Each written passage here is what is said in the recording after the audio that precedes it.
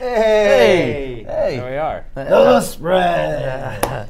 What's up, everybody? Welcome back into the spread, Nesson.com. Football picks, video, podcast. A long name and even a longer show. This is, I'm Mike Cole, that's Ricky Doyle, that's Andre Cacciatore, and as always, we'll go through the three biggest games in the NFL weekend, give you our picks against the spread, do a couple locks, upsets, maybe a little more than that, a little show and tell, and get the heck out of here. Before we get into this week, big thank you to everybody. Last week was the most watched episode of the spread in the last two seasons that we've done it, so... I don't know if that's just by happenstance, if that's... good SEO. Yeah, good, We're going to take down Monday Night Raw as the longest running episodic TV show in the history of the world or whatever. Yeah, we got a lot of good content here, but to have it that far away from really some of the stuff that we've done continues to be a popular show. At least that's what the numbers say, so thank you to everybody. And thanks to our sponsor, Nesson.com. All right, let's get into our pick. We got to go to records from last week. From last week. I know you don't want to discuss it. Yeah, I don't really. I don't live just for. trying to I do a don't live segue. for our Relax. against the spread Neither picks. do I, but it's fun. I think you do, though. Maybe I do. I think you do. I went 8-6 again last week. You wanted to go to arbitration last week with the Cowboys game. Yes, and I'm not taking that Cowboys win. I had picked the Cowboys to, what were they going to do, to lose, but then Ezekiel Elliott played and they won, and I had said that if Elliott plays, then I'm picking them, but, you know, whatever. Yeah. I'll take way too many disclaimers. Your standings after seriously. week 10. I'm in first place after going 8-6 last week. Ricky, you also went 8-6. Now you're only 12 games under 500, but still in last place. And Mike, 5-9. You fell behind me by 3 games. So I've never had a big lead like this. So I just want to enjoy this moment. I just want to enjoy it. This is me enjoying it, moving my hands. There he is. Great. Having the time of his life. Yes, Vance Joseph lifestyle. All right, week 11. Make our picks. Start Sunday afternoon. Probably the best game of the weekend. The Los Angeles Rams go on the road, take on the Minnesota Vikings. Vikings 2.5-point favorites according to our friends at OddsShark. We get all of our lines over from our pals at OddsShark, so thanks to those guys as always. 2.5 points, basically Vegas saying these two teams are even, but giving the slight edge to Minnesota at home. Ricky, why don't you give us your first pick? All right, better slate of games this week, by the way, just to kick things off. And terrible the last 2 weeks. Only one game featured 2 teams with winning records last week. Yeah, sucked. But a few good games this week. Bills. Starts with this one. 2 very similar teams. Teams that can get after the quarterback, teams that can protect the quarterback. Some good defenses. The Rams' offense looks pretty legit, but I'm taking the Vikings. I'm taking the home team in this one. I think, as I mentioned, these 2 very similar teams. It's time to get a read on them. Both facing some lackluster competition at this point. That's why I still have kind of question marks against both of them. But I'm taking the Vikings based on the rationale that I think that their run defense might hold up in this. Maybe contain Todd Gurley a little bit and make them somewhat one-dimensional. Force Jared Goff to be. He's been good. I'm not going to lie, but I don't know. I like the Vikings at home to be able to do that, be able to come up with some big stops defensively. I completely disagree with you. I'm getting. Yeah, I saw you shaking your head over I've been that. shaking my head the whole time because you say, "Oh, unless it was just I love this guy's opinion so much." No, it wasn't that. Look, you say these 2 teams are equal, but let's break it down. Let's take a Please do. Let's take a closer look. Quarterbacks, Rams have the advantage easily. Running back, Rams have the advantage. Better pass rush, Rams statistically have the better advantage. They have a better sack percentage and more sacks. People say, oh, this is more of a great offense versus a great defense type of game. But guess what? The Rams lead the league in takeaways. So turnover advantage, Rams have that advantage as well. And one thing that nobody's going to talk about here because everyone always ignores is the special teams advantage. Rams have the best special teams in football. Their average drive start is at their own 34-yard lines. That's 3 yards more than second place. They get great drive starts. You got a great quarterback. They have the advantage in everything. Rams all the way. Give me points too. Points. Yeah. All right. I love it. Go ahead. It was a tough one. I'm going to go with just really a lot of it comes down to the trends for me. The Vikings 39-19 against the spread since Mike Zimmer took over. I'm with Ricky. I think it just comes down to more of a flip of the coin, and I'll take the home team. Vikings just feel like a much better team when they're at home. They're allowing 5.6 points per first half at home. I think they get out to a quick start. Well, That's a big thing. They start fast at home, which is big against the Rams team that leads the league in first half points per game, tied for first with the Patriots. Minnesota's also done a really, really good job this year protecting the passer, whether it's been Sam Bradford or Case Keenum. That was a huge issue for them last year. They quietly rebuilt that offensive line, and they've done a very good job against teams like New Orleans, Pittsburgh, Chicago, Baltimore, some pretty decent defenses in there. Also, this is just a random thing. I think Minnesota's going to be a little bit extra pissed off because Greg Olsen is did I screw up again? Greg Olsen. There was something in there. I forget what it was. This is just. Let me look it up. Mike Zimmer on Fox. Right, while you're looking I just want to mention the Rams also have a good offensive line. They protect the quarterback. The Vikings are mad. I thought this was a fascinating story. Greg Olsen, whose Panthers are on a bye this week, is going to do color, or he's going to be a commentator on the Fox game this week. And for some reason, the Vikings are upset about this. Mike Zimmer's not happy. So I think a little extra motivation for the Vikings here as well kind of puts them over the edge. I love it. No, Mike Zimmer was legitimately mad about this. I'm not entirely sure why. He's getting scouting. Yeah, no, exactly. They played December 10th in Charlotte. So I can't wait for that episode. So Mike Zimmer is already upset about the fact that Greg Olsen might be privy to a little bit more information. So I think you'll get a pissed off Vikings team this week. And I'm going to double back on December 10th. You guys have to look at the Rams played a similar team to the Vikings earlier this year in the Jaguars. Great defense, meh quarterback, good running attack, and they won easily, 27-17. So I'm looking at that as well. Rams have seen this team. The Rams' schedule has been kind of funky. I'm surprised it really hasn't caught up to them a little bit. Just looking at it, yeah. I mean, at home versus Seattle, then they travel to Jacksonville, then they go across the pond to London for a home game against the Cardinals, and they had their bye, but then back to New York. Back at home last week. Last week was their first home game since early October. So and now they're traveling to Minnesota. It's a weird travel schedule. Crazy thing is they're getting into the teeth of their schedule. Like they had a pretty in terms of the teams they played. The rest of the way they go at Minnesota. They have the Saints. They got to go to Arizona. They get the Eagles still. They go to Seattle. They go to Tennessee.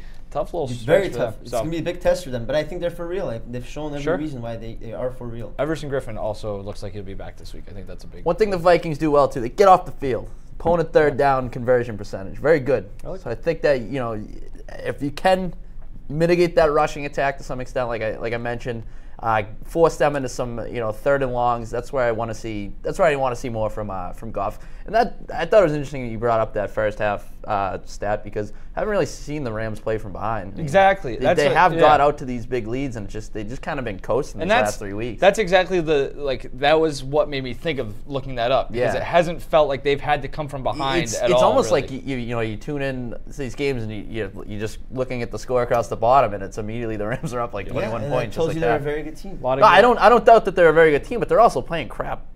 Competition. They have, but they're Cardinals, Giants, Texans 3 weeks in a row. And Case Keenum, he's 5 picks in the last 4 games. He's not as careful as the ball as he was earlier in the season. All right. Also Sunday, the Philadelphia Eagles, our NFC East game of the week.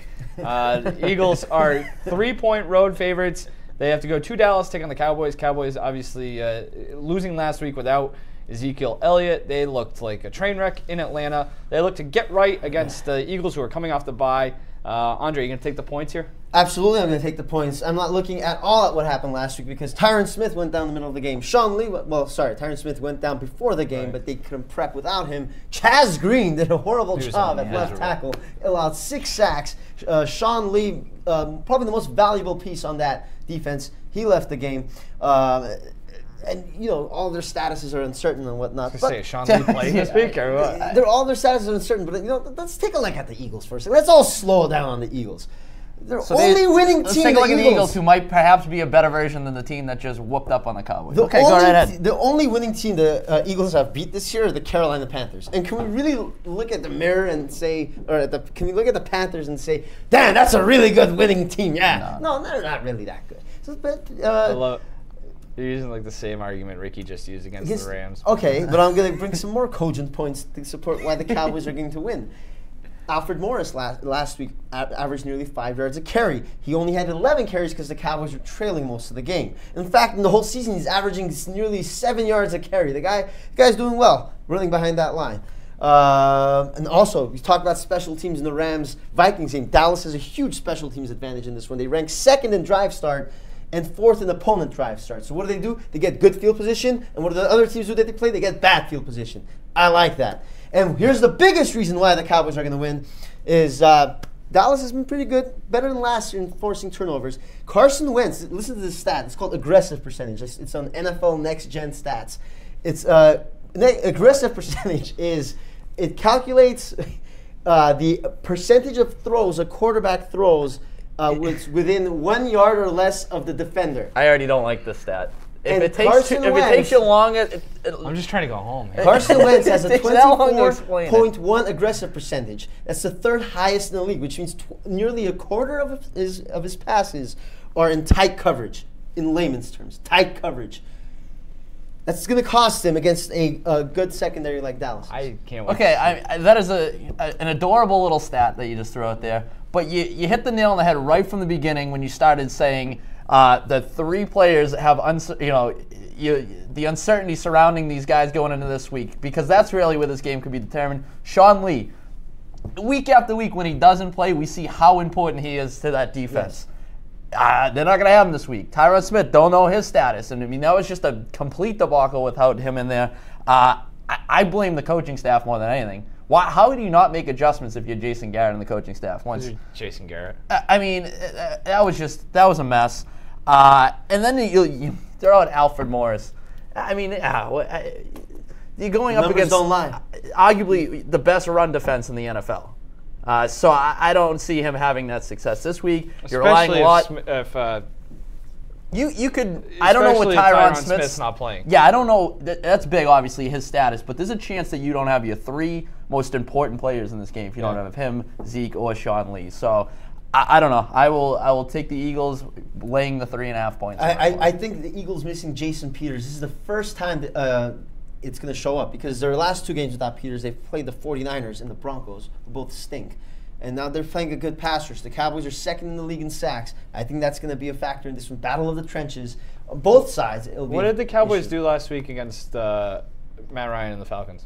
I'm just asking. They had one sack. Okay. Yeah. But they, like I said last week, they haven't really faced a lot of strong offensive lines this year. Well, Peters is out. Okay. All right. Sure. Peters is out. Well, then you just sat here and tried to basically downplay the Tyron Smith. I'm getting points with the Cowboys at home. I'm going to take it. I mean, I don't know. It sounds like, yeah. If you look at how, I can't overstate enough the Sean Lee absence. I'm going to give you a little the rushing numbers. I agree especially. with you. It's not going to be a blowout. I think it'll be a close game. Cowboys might even lose, but they might lose by less than 3 points. I'm going to take the Eagles as well. To your point, in the 3 games that Sean Lee has either missed or left early this year, the Cowboys have allowed 460 yards on the ground total against the Rams, pretty good rushing offense, the Falcons, pretty good rushing offense, and the Packers, a team that you said has a horrible rushing offense. Yeah, they so have a good rushing. it's a pretty big issue. Jay Ajayi is going to show up and bake. I think this is a big game for Jay. This is like the Jay Ajayi game for the Eagles, assuming his knees aren't totally shredded to pieces. And again, the Tyron Smith thing. It sounds like he's more likely to play this week than Sean Lee, but neither is a certainty. So who knows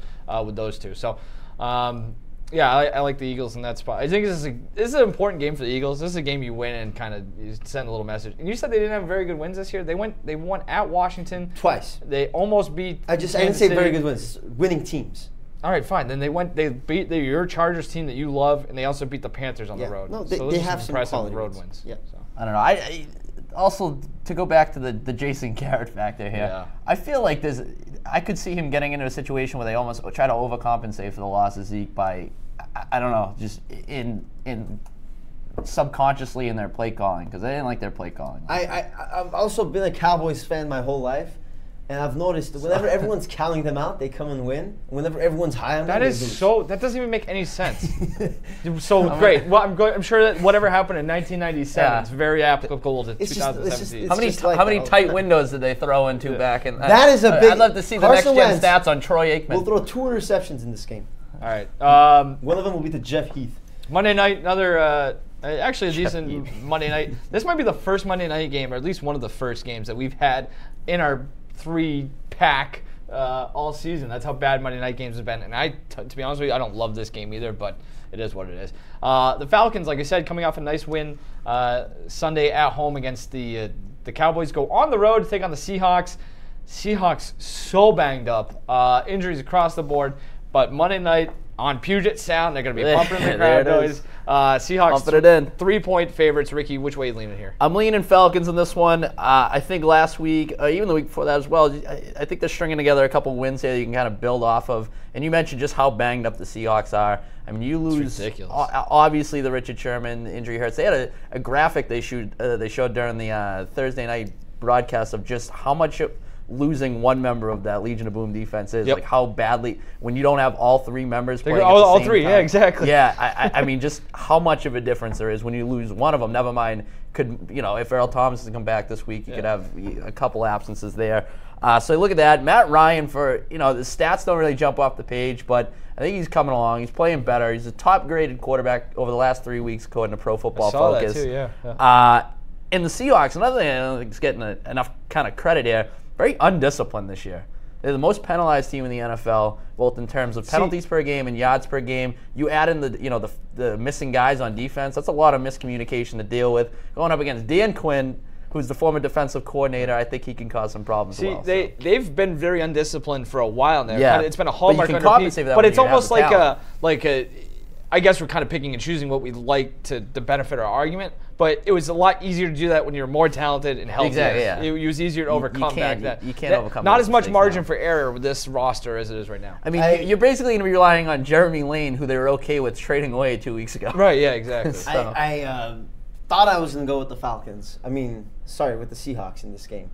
But I think look at this on the fly. You made some great points. And I'm sorry to the graphics. Wow, what a move. What a fraud. Wait, hold on. So, 2 minutes before we start today, he's giving me business about going in the wrong order last week, and I got to go back and do the right order. So now you're going to change the graphics on the fly. Just a dick move by you. Whoa. Anyway, let me tell you why I'm going to go with the Atlanta Falcons. I completely agree with everything you said about the Seahawks being banged up. Richard Sherman's gone. It looks like Earl Thomas should be back, but he might be banged up while he's playing. Dwayne Brown, Cam Chancellor. Cam Chancellor had a lot of stinger. Yeah. Now, I know you're going to be sitting here and saying, oh, well, the Cowboys have a lot of banged up players, but you picked them. Because we're actually capable of thinking inside. I just think the Seahawks are missing a lot of key pieces on their defense, and they're missing a key piece in their offensive line, which could struggle sometimes. We've seen Russell Wilson be chased around the field many times. They're going against a very confident pass rush right now that just recorded 8 sacks against a pretty good offensive line, even though they were missing Tyron Smith. Atlanta, they still lead the league in yards per play differential. Matt Ryan, people always say, he's a good dome quarterback. This year, outdoors, he's 6 touchdowns, 1 interception. Indoors, he's 7 touchdowns, 7 picks. He's getting used to the elements finally. He's getting used to weather. He's leaving the house. And he's also done very well against the Seahawks in his career. 14 touchdowns, 4 picks in 6 games. 2 of them were in the playoffs. 4-2 record combined. And Seattle struggled at home. I don't know what it is. It's not that stadium that looks like a boat. This is not very friendly for them anymore. They barely beat San Francisco. It was tied against Indianapolis in the first half on Sunday night. And they lost to Washington, and they almost lost to Houston in that shootout with Deshaun Watson. Yeah. Is there anything else you want to say? You got everything on your checklist? Yeah. Jesus. Matt Ryan went to BC, so I don't think he's afraid to play outside or anything. I'll take the Falcons, too, for the reasons you guys mentioned. Earl Thomas, Cam Chancellor, Dwayne Brown, and Richard Sherman. Those are all very good football players, all 4 of which they could be without. Matt Ryan, as you said, playing better late, 102.7 passer rating his last 4 games. So starting to figure it out a little bit. I don't know. It's still a tough. You got to think I don't feel great about this pick, I'll say that. You got to think that the Falcons' pass rush is going to be feeling pretty good about itself after last week, too. Yeah, I mean, I don't think you see Adrian Claiborne get about 700 sacks again. One of the greatest defensive performances in NFL history. Just 6 sacks. It's a lot of sacks. Every time I looked up at the screen, Dak Prescott was getting mauled. I mean, I've never seen the loss of one offensive lineman cause that much of a best offensive crap show. Best left I know, tackle. but it was so apparent. I've never seen the loss of one player have that much of an impact in that Chaz game. Green. That game just completely changed. Not the backtrack. There's a lot of birds that we just talked about, by the way. Eagles, Falcons, Seahawks. Yep. All right. Just give us a lock. I'm going to take the Saints, lock 7.5 points over the Redskins. Look, you know what's amazing about the Saints is that they're winning despite Drew Brees. They talk about it every week. An interesting stat. Drew Brees in his career has led passing attempts 4 times in his career, and 9 times he's thrown the ball 600 times. 9 times. Do the math. That's 4,500 times in just those 9 seasons. It's a lot. This year, he's on pace for 533 pass attempts. That would be his lowest figure since 2009. What did the Saints do that year? They hoisted the Vince Lombardi trophy over their heads. That means they're doing something right. I love them this year. A lot less pressure on Drew Brees, and because of that, he's completing 72% of his passes. 4th in rushing yards per play. They've got a great defense. I'm taking the Saints over Washington. Great job by the Saints to put some important players around him. Mark Ingram's been a beast, and Alvin Kamara is one of the most underrated players in the game already. So. Yeah, funny. I think I was going to touch on them in my show and tell. Spoiler. Sure. Lock. I like the Patriots. 7 points over the Raiders. Down in Mexico, south of the border. We should play the mariachi music right now because the game is in Mexico. I think I said this to Mike earlier when when I came in today. We were just talking about the NFC, and I just said even in the AFC right now, I can't. I feel like the Patriots are getting to that point where they're kind of head and shoulders above the rest, hitting their stride. I like the way they're incorporating all their running backs into the game plan. Rex Burkhead over the past few weeks been a little bit of a revelation here. And they just seem to be very in control. Like that game against Denver, admittedly Denver's been playing like garbage, but it's just a very controlled game, and it's just very Patriot-esque. And 7 points. You can see very patriotic. It's also that, go to travel to a different country, bring the Patriots. Raiders also have 0 interceptions this year, and Tom Brady doesn't throw many of those. Yeah, he's going to carve them up. I could just see that. I mean, I get the sense it could be a little bit of a home field advantage for. I mean, not traveling all that far down to Mexico, but I also wonder that matters. I wonder, too, the week in Colorado, that probably benefits the Patriots. I mean, altitude a little bit different in Mexico City than it is in Colorado, but they've been in Colorado for a week. They're used to altitude. Mexico City 2 miles high? Yeah, it's way out there. So they can just climb the ladder up there. The volcano might blow. There's that fake news out there. I'll take the Chargers as my lock this I'm week. shocked at how the Raiders, last year they had 16 interceptions. This year's 0. It's unbelievable. Yeah. Sorry, go on. It's just unbelievable how one team can force so many turnovers. It's unbelievable how one person can. I was finishing up a point. You want me to say that after your Chargers pick?